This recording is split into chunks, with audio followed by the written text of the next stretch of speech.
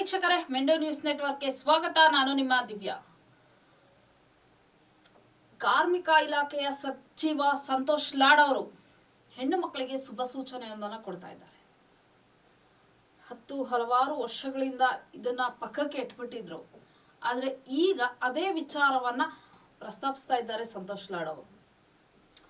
S ವೀಕ್ಷಕರೇ, ಖಾಸಗಿ ಆಗಿರಬಹುದು ಅಥವಾ ಸರ್ಕಾರಿ ಕಂಪನಿಗಳಾಗಿರಬಹುದು, ಯಾವುದೇ ಒಂದು ಕಂಪನಿಯಲ್ಲಿ ಕೆಲಸ ಮಾಡುವಂತಹ ಹೆಣ್ಣು ಮಕ್ಕಳಿಗೆ ಮುಟ್ಟಿನ ಸಂದರ್ಭದಲ್ಲಿ ವರ್ಷಕ್ಕೆ 6 ದಿನ ರಜೆಯನ್ನು ಘೋಷಿಸಬೇಕು ಅನ್ನೋ ವಿಚಾರವಾಗಿ ಮತ್ತೆ ಪ್ರಸ್ತಾಪಿಸ್ತಾ ಇದ್ದಾರೆ ಸಂತೋಷ್ ಲಾಡ್ ಅವರು. ಆದ್ರೆ ಇಲ್ಲಿ ನಾವು ಯೋಚನೆ ಮಾಡಬೇಕಾಗಿರುವಂತಹ ವಿಚಾರ ಏನಂದ್ರೆ, ವರ್ಷಕ್ಕೆ 6 ದಿನ ರಜಾ ಇದು ಎಷ್ಟರ ಮಟ್ಟಿಗೆ ಸರಿ?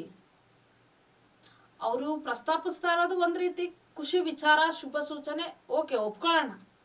ಆದ್ರೆ ವರ್ಷಕ್ಕಿರೋದು ಹಾಗಾದ್ರೆ 6 ತಿಂಗಳ ಅಥವಾ ಹೆಣ್ಣು ಮಕ್ಕಳು 6 ತಿಂಗಳು ಮಾತ್ರ ಮುಟ್ಟಾಕ್ತಾರ?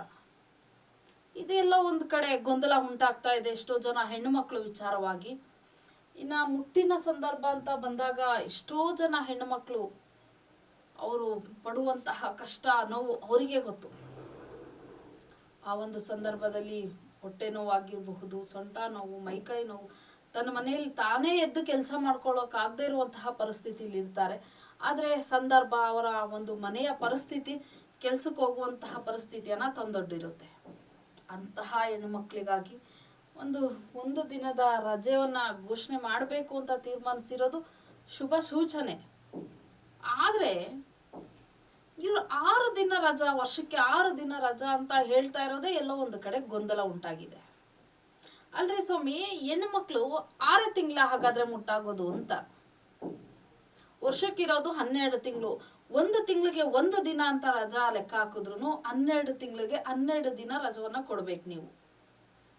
ಆದ್ರೆ ಬರೀ 6 ದಿನ ರಜಾ ಅಂದ್ರೆ ಇದು ಯಾವ ರೀತಿಯಾಗಿ, ಯಾವ ಲೆಕ್ಕಾಚಾರದಿಂದ ನೀವು ರಜೆಯನ್ನ ಕೊಡ್ಬೇಕಂತ ಪ್ರಸ್ತಾಪಿಸ್ತಾ ಇದ್ದೀರಾ ಅನ್ನೋದು ಇನ್ನು ಗೊತ್ತಾಗ್ತಾ ಇಲ್ಲ. ಸೊ ಹಾಗಾಗಿ ದಯವಿಟ್ಟು ಈ ಒಂದು ವಿಚಾರವಾಗಿ ಮತ್ತೊಂದು ಸಾರಿ ಯೋಚನೆ ಮಾಡಬೇಕು ಅಂತ ನಾವು ಕೇಳ್ಕೊಳ್ತಾ ಇದ್ದೀವಿ ನಮ್ಮ ಚಾನಲ್ ವತಿಯಿಂದ ಹಾಗೂ ಎಲ್ಲ ಹೆಣ್ಣು ಮಕ್ಕಳ ಪರವಾಗಿ.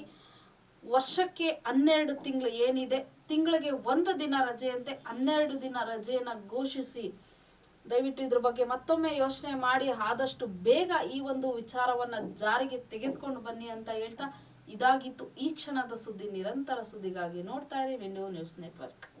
ಮೆಂಡು ನ್ಯೂಸ್ ನೆಟ್ವರ್ಕ್, ಸತ್ಯದ ಕನ್ನಡಿ.